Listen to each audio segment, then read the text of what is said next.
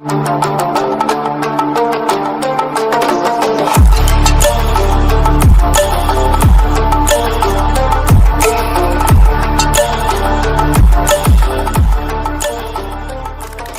E20 petrol Bharat का सबसे बड़ा प्रयोग है? इस सवाल की सच्चाई ने देश को दो भागों में बांट दिया है। कईयों का मानना है कि यह भारत की अर्थव्यवस्था को मजबूती की तरफ ले जाएगा। लाखों लोगों की गाड़ियों का पेट्रोल बदल गया। किसी ने कहा यह भारत की अर्थव्यवस्था को मजबूती देगा, तो किसी ने कहा यह इंजनों को बर्बाद कर देगा। माइलेज में कमी, इस बात पर भी देश भर में चर्चा बनी हुई है। आखिर क्या है E20 पेट्रोल और क्या है उसकी सच्चाई, हम बात करेंगे आज इस वीडियो के अंदर। में ब्राजील के ऊपर तेल का संकट बढ़ रहा है। ब्राजील ने इस तेल के संकट को भांपते हुए उसका अल्टरनेट निकालने की कोशिश की। अल्टरनेट के रूप में उन्होंने एथेनॉल को बढ़ावा देना शुरू किया। 5%, 10%, 20% और आज वहां कई गाड़ियों पर 100% एथेनॉल पर भी काम हो चुका है। हालांकि अभी तक वहां 25 से 27% तक एथेनॉल मिलाकर गाड़ियों का प्रयोग किया जा रहा है। वहीं भारत में 2001 में इसकी शुरुआत करने पर विचार किया गया था। 2003 में ये 1% से 3% मिलाया जाने लगा। 2006 में इसको 5% तक मिलाया गया। 2014 के बाद में एथेनॉल के प्रयोग पर, एथेनॉल के पेट्रोल में मिलावट करने पर आगे और क्रमबद्ध तरीके से काम किया गया। 2020 में इसे E10 के रूप में लाया गया और 2026 तक आते आते ही सोशल मीडिया पर वायरल वीडियो, व्हाट्सएप यूनिवर्सिटी के मैसेज और हर पेट्रोल पंप पर एक ही सवाल, क्या E20 पेट्रोल सच में सुरक्षित है? लेकिन अगर मैं आपको बताऊं कि इस पूरी कहानी में सिर्फ इंजन की बात नहीं है, यह कहानी है हजारों करोड़ रुपए की, किसानों की, विदेशी तेल पर निर्भर भारत की और उस फैसले की जो आने वाले वर्षों में देश की अर्थव्यवस्था बदल सकता है। लेकिन इस कहानी का एक दूसरा पक्ष भी है जिसकी चर्चा बहुत ही कम होती है और वही आज हम जानेंगे। सालों पहले भारत हर दिन करोड़ों रुपए पेट्रोल पर निवेश करता था। हर दिन करोड़ों लीटर पेट्रोल और डीजल विदेशों से खरीद रहा था। हर साल लाखों करोड़ रुपए देश के बाहर जा रहे थे।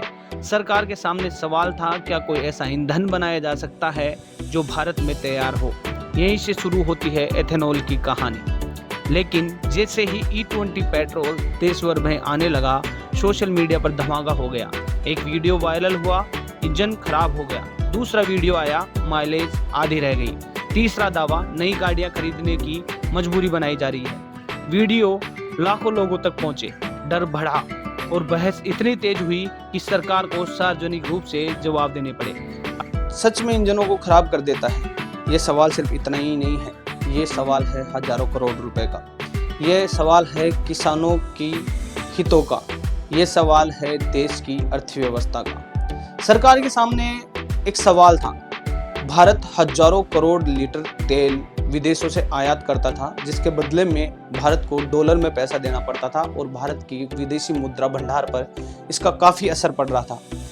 देश की तेल पर, बाहर से आने वाले तेल पर निर्भरता को कम करने के लिए सरकार ने एक योजना बनाई। E20 पेट्रोल वास्तव में देश के हित की योजना है, लेकिन उसको लागू किए जाने पर और उसको लागू किए जाने के तरीके पर सवाल भले ही खड़े किए जा सकते हैं।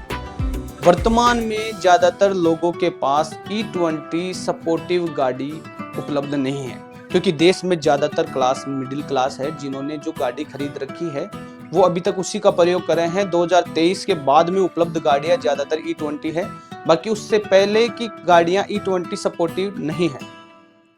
देश में यही एक चर्चा का विषय बना हुआ है, क्योंकि ज्यादातर लोगों के पास जो गाड़ियां हैं वो E20 को सपोर्ट नहीं कर रही और E20 पेट्रोल के अलावा उनको अन्य विकल्प पेट्रोल डलाने के नहीं मिल रहे।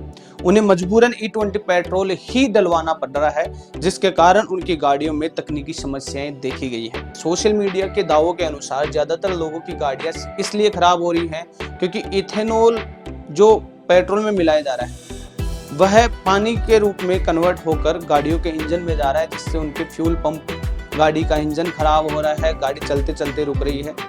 आखिर एथेनॉल ऐसा कैसे कर सकता है?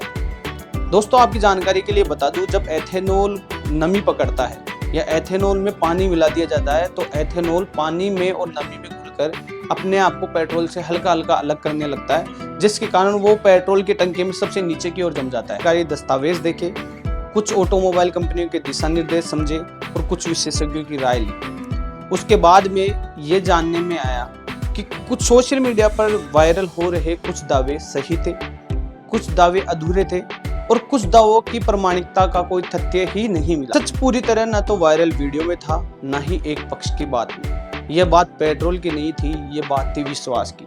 जब सरकार कहती है कि सब कुछ सही है और सोशल मीडिया पर ये तथ्य आते हैं कि अगर आपने E20 पेट्रोल डलवाया तो आपकी गाड़ी खराब हो जाएगी, तो यहाँ एक विवाद का जन्म होता है। इन विवादों को देखते हुए सरकार ने अपना पक्ष भी रखा, जिन्होंने कहा कि E20 पेट्रोल से आपको किसी भी तरीके का कोई भी नुकसान नहीं होगा। हालांकि सरकार के दावों और सोशल मीडिया पर नजर आ रहे वीडियो में तालमेल देखने को नहीं मिल रहा। ज़्यादातर लोगों ने अपनी गाड़ियों के खराब होने के वीडियो डाले हैं, कई सर्विस सेंटरों पर जाकर अपने वीडियो डाले हैं, जिनमें गाड़ी के खराब होने के पीछे का कारण एथेनॉल या फिर पेट्रोल, जो मिलावट वाला पेट्रोल है, उसको बताया गया है। एथेनॉल की ऊर्जा क्षमता पेट्रोल से कम होती है, इस वजह से माइलेज में कमी आना तो 100% श्योर है। अगर आपको कोई कहे कि एथेनॉल उसी तरीके से माइलेज देगा जिस तरीके से पेट्रोल देता है, तो इस बात का कोई भी सर पैर नहीं है, ये हो ही नहीं सकता, क्योंकि पेट्रोल के तुलना में एथेनॉल कम ज्वलनशील होता है, जिसके कारण आपका माइलेज गिरना तो 100% श्योर है। सबसे पहले सरकार अब ये बताए कि जिनके पास पुरानी गाड़ियां हैं वो क्या करें।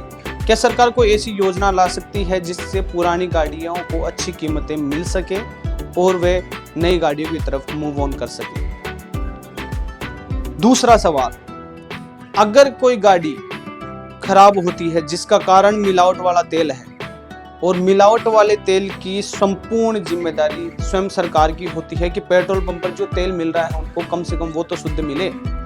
अगर पेट्रोल पंप से मिल रहा तेल मिलावट वाला तेल मिल रहा है जिसकी जिम्मेदारी सरकार की है, तो वाहन खराब हो जाने पर सरकार क्या उनके लिए कोई पॉलिसी लेके आएगी या उनके लिए कोई बीमा योजना, कोई राहत पैकेज ऐसा होगा जिससे उनकी गाड़ियों में आ रही तकनीकी समस्याओं का समाधान कम कीमत पर हो सके। क्योंकि इस देश की सुरक्षा का संपूर्ण जिम्मा आप सीधे सीधे जनता पर नहीं ठोक सकते, ये सरकार की भी उतनी ही जिम्मेदारी है जितनी जनता की।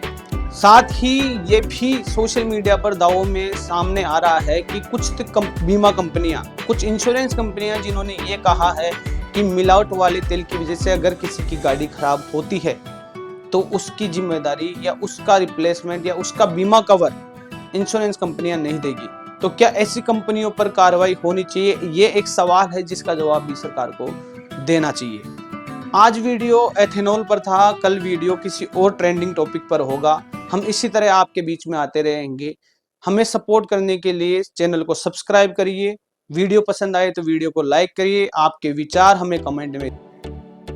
दोस्तों, आपको ये वीडियो कैसा लगा? आप कमेंट में अपनी राय जरूर बताएं।